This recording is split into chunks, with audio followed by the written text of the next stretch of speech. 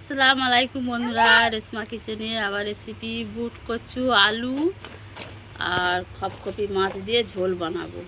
ভাজার জন্য কড়া বসিয়ে দিয়েছি। মাছে হলুদ লবণ দিয়ে মাখিয়ে নেব। কড়া গরম হয়ে গেছে, তেল দিলাম মাছ ভাজার জন্য।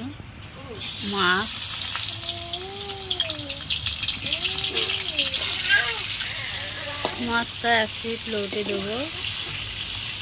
3টে মাছ ভেজেছি, সকালে 3টে ভাজা আছে। টমেটো একটু তরকারি দেবো। মাছ ভাজা হয়ে গেছে, তুলে দেবো।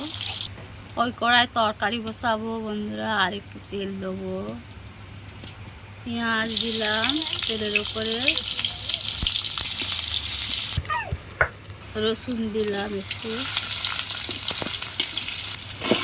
আনাজটা তুলে দিলাম, কচু আর আলু,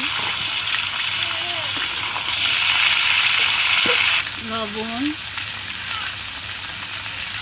লঙ্কার গুঁড়ো, হলুদের গুঁড়ো,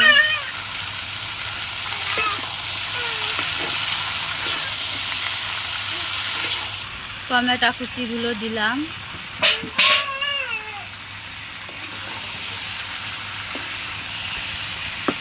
বুট কচু আলু টমেটো দিয়ে মাছের ঝোল হবে। কষানো হয়ে গেছে, পানি দিলাম।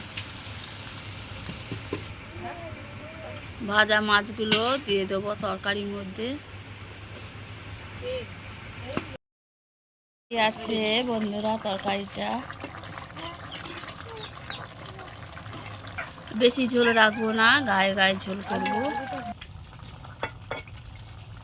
তরকারিটা হয়ে এসছে বন্ধুরা, নামিয়ে নেব। তরকারি নামিয়ে নিয়েছি। ভাজা মশলার গুঁড়ো একটু ছড়িয়ে দিলাম।